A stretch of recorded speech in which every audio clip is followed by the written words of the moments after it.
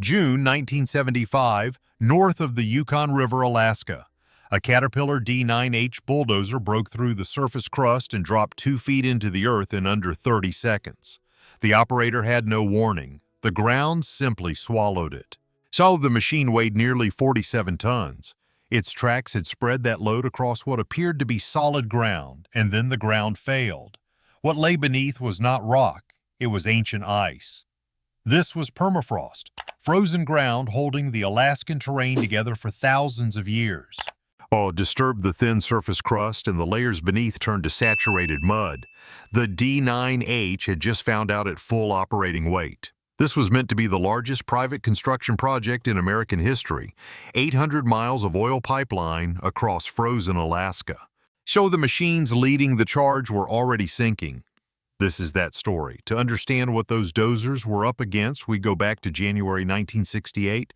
Atlantic Richfield and Humble Oil confirmed a massive oil field at Prudhoe Bay on Alaska's North Slope, the largest in North America. So getting that oil to market required a pipeline, 800 miles south to the ice-free port of Valdez. Between Prudhoe Bay and Valdez lay some of the most hostile and frozen terrain anywhere on the planet. Nearly 85% of Alaska sits on permafrost, ground frozen for thousands of years. Engineers had never built a pipeline at this scale across frozen terrain. Every construction decision would be made in the shadow of that fact. Alyeska Pipeline Service Company was formed in 1970 to manage the build. Shut before a single pipe could be laid, an access road had to come first. What would become the Dalton Highway, stretching 360 miles to Prudhoe Bay. That road was completed in September 1974. And then came the clearing crews. Teams of D9H bulldozers contracted to cut the right-of-way. The D9H had just entered production, rated at 410 horsepower and weighing approximately 47 tons. The D9H carried a wide semi-U blade built for high-load, long-duration work in punishing environments. Construction of the pipeline formally began on March 27, 1975. Alaska was about to test every number on that machine's specification sheet. At peak construction in fall 1975, more than 28,000 workers were on site. 31 construction camps sat on gravel pads to insulate the permafrost beneath them. The camps were cities. The machines were armies. D9HS ran in rotating shifts, clearing, grading, and then cutting the right-of-way ahead of the pipe-laying crews. Operators worked extended hours in temperatures dropping below -40. Engine oil thickened. Hydraulic lines slugged through the cold.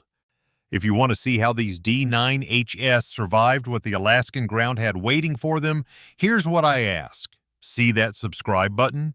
It's our exchange, your way of saying this reached you. Hit subscribe, drop a like, and tell us in the comments what you know about Alaskan pipeline construction. It helps us share more stories like this. Back to the D9H. The permafrost danger was not theoretical. The moment a D9H stripped away the insulating mat of tundra vegetation, the sun began working on the ice-rich layers below. Summer air temperatures in interior Alaska could reach into the 70s. Ice-rich permafrost could lose structural integrity within days of surface disturbance. What had been frozen ground became saturated silt, unable to support a loaded machine. Operators had a word for terrain that swallowed equipment: Thermokarst. Engineers established strict protocols: clear only in winter when ground temperatures held the ice together, work fast, and place insulating gravel pads before summer.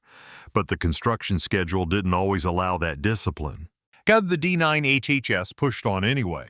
When a dozer sank, recovery demanded rigging. Anchor lines, a second D9H working from solid ground, careful extraction to avoid full machine loss. Some recoveries consumed most of a working shift before the buried machine was moving again. The mechanical evolution of bulldozers, history's most punishing projects, and the technical details no one else covers. That's what lives in the membership section. Join, and you get full access to 20-plus minute deep dives built for people like you. Now back to the D9H on the Alaskan pipeline. Ground pressure was a constant concern on the D9H.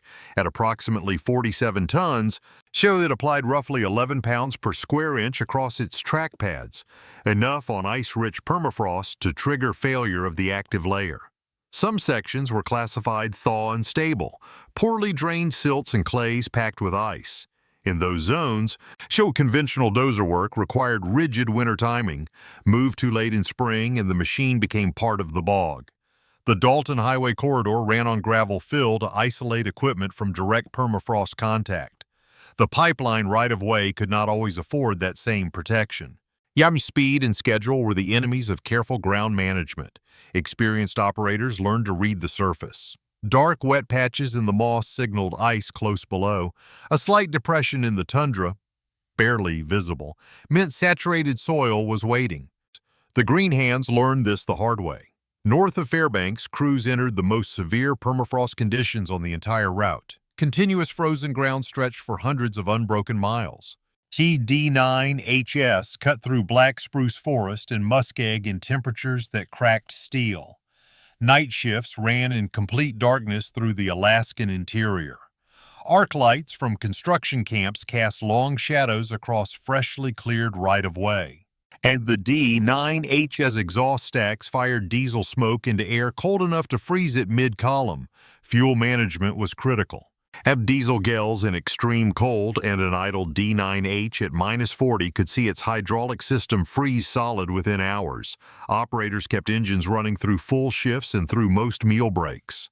The ripper attachment on the D9H proved essential in frozen zones.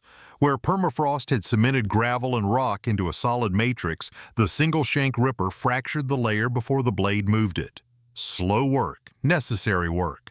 Adigan Pass in the Brooks Range reached approximately 4,800 feet, the highest point on the entire route. Grade angles exceeded what a single D9H could climb alone. Two machines worked in tandem, pushing each other up the slope in turn. A 1 D9H was modified to carry 80-foot pipe sections up the pass grade. Even so, the nearby Keystone Canyon walls required helicopter lifts for most equipment and pipe. No machine was built for what that terrain demanded. The winter of 1975 to 1976 brought more than 300 inches of snow to the Brooks Range sections. When spring melt arrived in 1976, disturbed permafrost along the cleared right-of-way began failing in localized zones. The D9HS went back in. Regrading thaw-damaged sections consumed weeks of additional machine time. Crews poured gravel over failed zones, packed it with D9HS, and waited. Some sections had to be stabilized 2 and 3 times before pipe could be laid. The oil itself posed a second threat. Crude leaving the ground at Prudhoe Bay was warm, as hot as 145 degrees Fahrenheit. That heat would travel through the buried pipe and thaw the permafrost from below.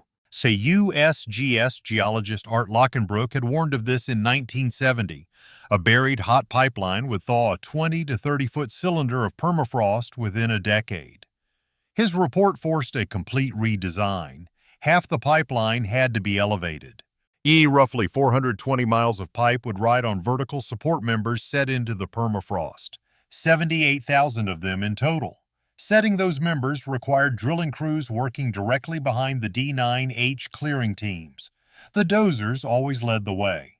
Each vertical support member carried a thermosphon, a sealed passive heat pipe to wick heat out of the surrounding permafrost and keep the ground frozen.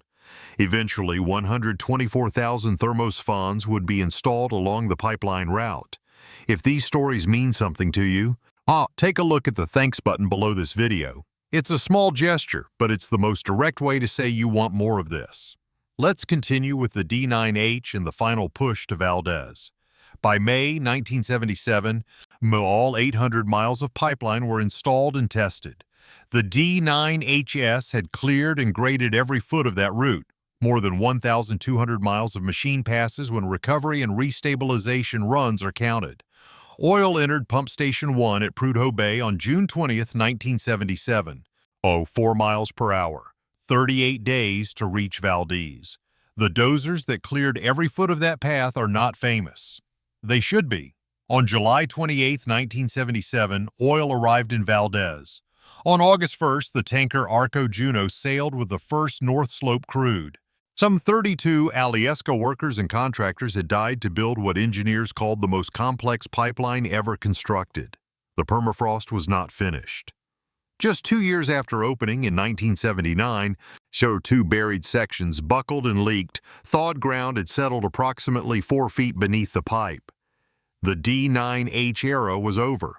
The work of stabilization was not. The D9H was succeeded in 1980 by the 460 horsepower D9L, the most powerful D9 ever produced. The D9L introduced an elevated drive sprocket undercarriage to reduce final drive strain and became the heaviest D9 in history. So the legacy of those pipeline D9HS is written in the frozen ground they disturbed and then had to stabilize again. Operators who ran those machines in 1975 and 1976 described conditions no factory specification had ever prepared them for. And shift supervisor accounts describe nights when freshly cleared sections would begin to heave and steam as subsurface ice melted. D9HS returned before dawn to regrade what the ground had reclaimed in the hours since last shift. 3/4 of the 800-mile pipeline crosses permafrost terrain. That number never changed. What changed was the engineering understanding of how to manage it. The D9 operators proved what the actual limits were through direct, irreplaceable machine work. Today, nearly 85% of Alaska still sits on permafrost, but those layers are warming. Permafrost temperatures across Alaska have risen as much as 3.5 degrees Fahrenheit in recent decades. The pipeline's thermosiphons are now working harder than designed. Us modern D9 bulldozers, the current D9T at 474 horsepower, are still used in permafrost environments worldwide. The operational lessons from the 1975 pipeline build remain standard. Work in winter, insulate the surface. Never underestimate what lies below the crust. The Trans-Alaska Pipeline has moved more than 18 billion barrels of oil since 1977. That output was made possible by machines clearing a path through ground no one had understood before construction began. As the D9H led the way. The Dalton Highway, cut by those clearing crews in 1974, still runs beside the pipeline today. Truckers driving it in winter pass over ground D9H blades first opened 50 years ago. The road endures. So does the permafrost. The D9HS did not conquer the Alaskan ground. They negotiated with it, cutting, grading, and retreating until 800 miles of right-of-way was prepared. That is not domination. That is the real definition of bulldozer work. 47 tons. A blade built for maximum push, an engine tuned for torque over speed, and beneath the tracks, the oldest, most unforgiving material on the continent. The permafrost won every argument it started. The pipeline got built anyway. If this story moved you, please like and subscribe. Your support helps us preserve these machines and the histories behind them. Tell us in the comments where you're watching from.